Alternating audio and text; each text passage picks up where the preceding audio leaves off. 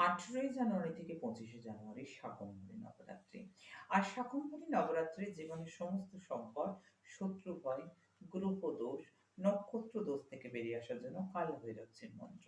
কালভৈরবজির মন্ত্র যেখানে কালভৈরবজি রয়েছে সেখানে এই নবরাত্রির ৯ টি দিন সূর্যাস্তের পর তিলের ৫ টা প্রদীপ, চামেলির ৫ টা প্রদীপ জ্বালিয়ে এই মহা শক্তিশালী মন্ত্র যদি জপ করা যায় ১০৮ বার করে, একটি লেবুর মালা মা কালী অথবা কালভৈরবজিকে অর্পণ করে এই মন্ত্র জপ করলে মারাত্মক একটা ভালো ফল, অসম্ভব সম্ভব হওয়ার সম্ভাবনা কিন্তু রয়েই যায়।